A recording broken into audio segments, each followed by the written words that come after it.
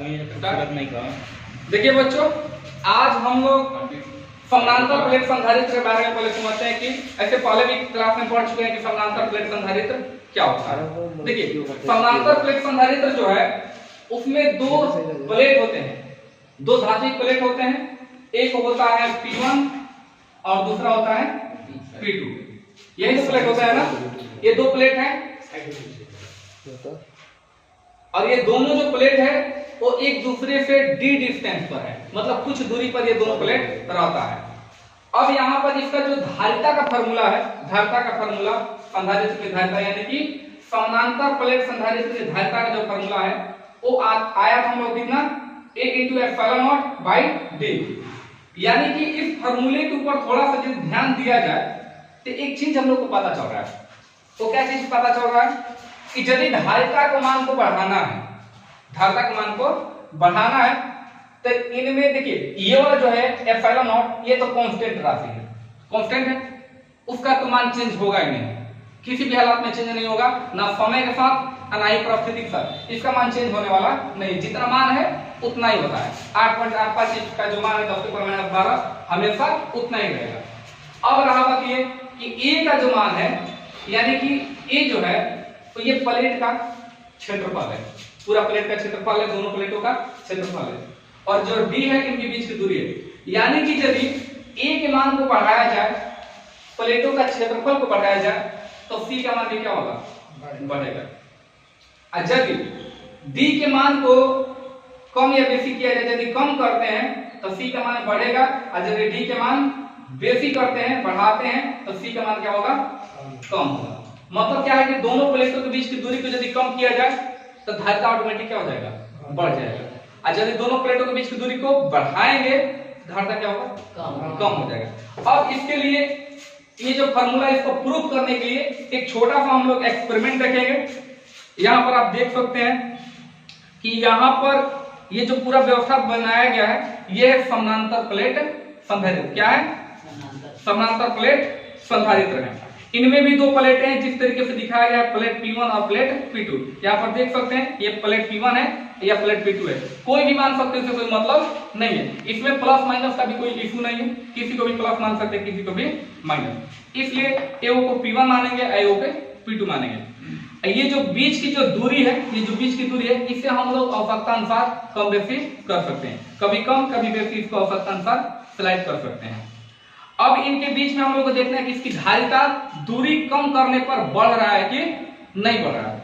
यदि दूरी बढ़ाएंगे तो इनकी धारिता क्या होगी, कम होगा, और यदि दूरी को कम करेंगे तो इनकी धारिताएं क्या होगी, बढ़ेगा। जितना अधिक इसको हम लोग पास लेकर आएंगे, जितना अधिक, मतलब ये ध्यान से देखिएगा, यदि इन प्लेटों को काफी फोर्स से, काफी बल लगाकर दोनों को काफी मजबूती के साथ चिपकाया जाए तो चिपकाने का मतलब क्या है, बीच की दूरी को उतना ही अधिक कम होगा। यदि दो प्लेटों को खूब सटा दिया जाए बहुत अधिक मात्रा में तो बीच की दूरी क्या हो जाएगा, बहुत कम होगा, जिसकी वजह से इनके बीच की धारिता जो होगा, दूरी जब कम होगा तो धारिता ऑटोमेटिक क्या हो जाएगा, बढ़ जाएगा। तो चलिए इसको हम लोग एक्सपेरिमेंट करके देखते हैं। इसके लिए हमारे पास ये मल्टीमीटर, मल्टीमीटर में एक फंक्शन आता है माइक्रोफैराड का, एक फैराड का कैपेसिटेंस नापने के लिए संधारित्रों का।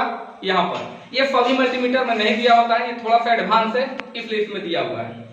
तो यहाँ पर सबसे पहले इसको हम लोग सेट करते हैं 20 नैनोफैराड पर।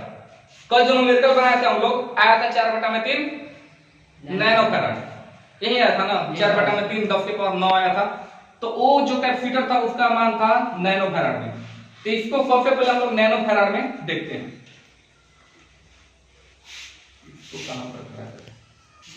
किसी को धरा दीजिए, बिल्कुल क्या पाल दीजिएगा। चल यहाँ पर दिखाई देगा, दिखाई दे रहा है ना, हाँ हाँ दिख रहा है। तो सबसे पहले इसका जो ये वायर है, दोनों वायर को इसके बिंदुओं पर कनेक्ट करते हैं। एक वायर को यहां पर कनेक्ट करते हैं और एक वायर को इधर कनेक्ट कर लेते हैं।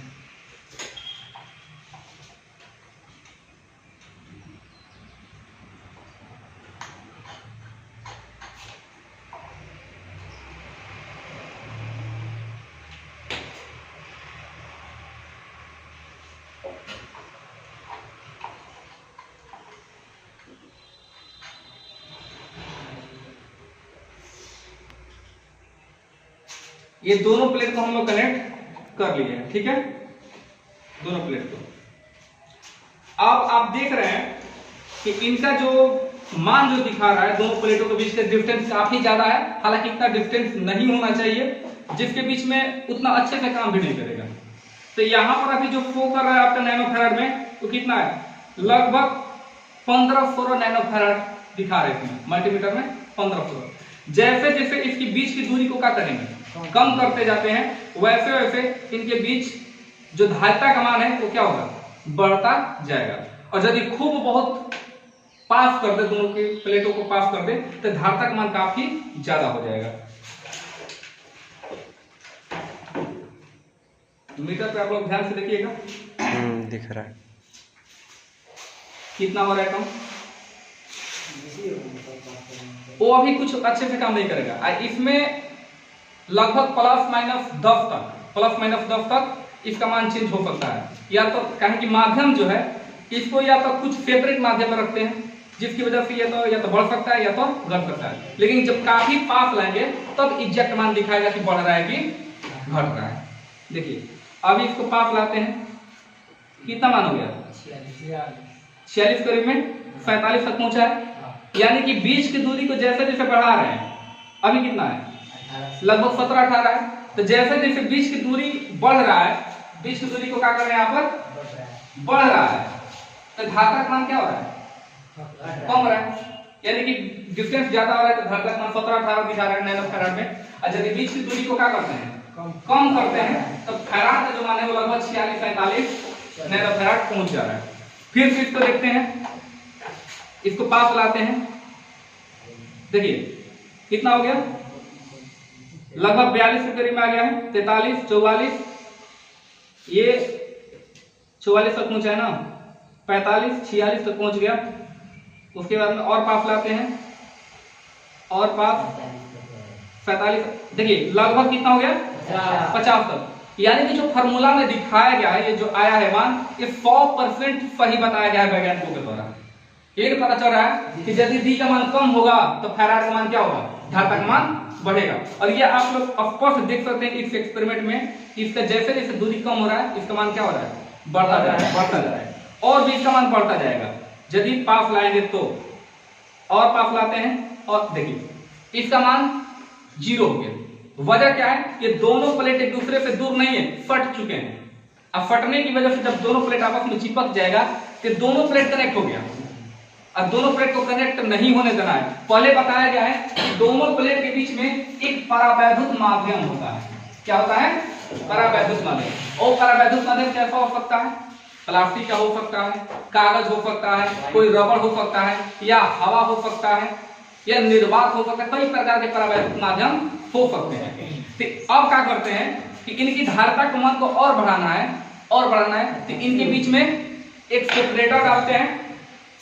वो कोई प्लास्टिक डाल रहे हैं यहाँ पर, जैसे कि मान लीजिए कि ये बना है, ये फोम है, इसको हम लोग इसके अंदर डालकर देखते हैं कि इसका मान बढ़ रहा है कि घट रहा है। अभी तो आया था हम लोग कितना, लगभग 50 तक पहुंचा हुआ था, 50 तक पहुंचा था ना। अब देखिए इसके बीच में ये डालते हैं, और उसके बाद में इसका मान आप नोट करते हैं। 46 तक पहुंचा ना। अब इसको थोड़ा सा प्रेस करेंगे, मतलब दबाएंगे, ताकि बीच की दूरी और क्या हो जाए, कम हो जाए। अब तब मान देखते हैं कितना हो रहा है, कितना, 1 पॉइंट आ गया। पहले कितना था, पहले पॉइंट में था, पॉइंट में, लेकिन अब 1.36 नैनोफैराड बता रहा है। तो इसका मतलब क्या है कि जैसे इसको दबाकर मतलब दूरी कम कर रहे हैं, इसका धारिता का मान लगातार क्या हो रहा है। देखिए कितना हो गया, 150।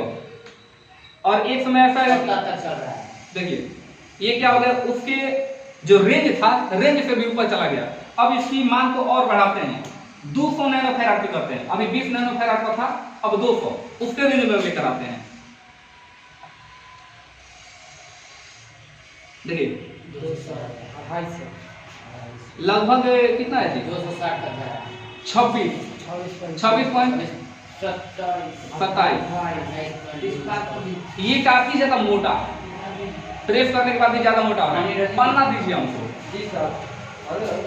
चाहे इस पॉलिथीन को डालते हैं, ये पतला है, इसको डालकर देखते हैं कि इसका बीच का मान कितना आता है। ये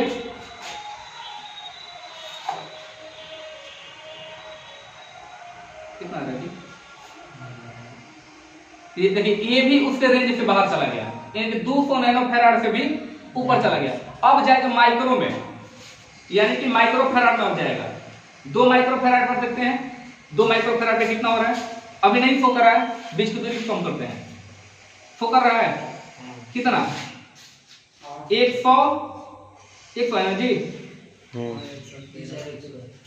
तो ये भी अब माइक्रोफैराड में बता रहा है, यानी कि नैनोफैराड से बेसी हो गया। इसका कैपेसिटर का मान क्या है? काफी ज्यादा। अब देखिए, इसका रेंज से भी बाहर जाता है, तो इसको क्या करते हैं? 200 माइक्रोफैराड करते हैं। और ये मल्टीमीटर का ही सबसे बड़ा रेंज है, 200 माइक्रोफैराड। अब इसके बीच की दूरी को कम करेंगे, ये इस पर उतना फोर्स नहीं कर रहा है, मतलब ये माइक्रोफैराड में ही है और 200 से कम है। तो इस तरीके से हम लोग इस एक्सपेरिमेंट के द्वारा हम लोग यही देखा कि जो भी फार्मूला में ये बताया गया, हम लोग को जो भी फार्मूला में बताया गया है कि जैसे जैसे डी का मान कम होता है, यानी कि दोनों प्लेटों के बीच की दूरी कम होता है, धारता का मान बढ़ता है। अब बीच की दूरी ज्यादा होता है तो धारता का मान कम होता है। क्या ये एक्सपेरिमेंट में जो दिखाया गया है और ये जो फार्मूला पर दिखाया गया, क्या ये दोनों सही है या गलत है? दोनों सही है जी सर। ये है पावर ऑफ फिजिक्स। तो फिर मिलते हैं अगले वीडियो में, तब तक के लिए जय हिंद।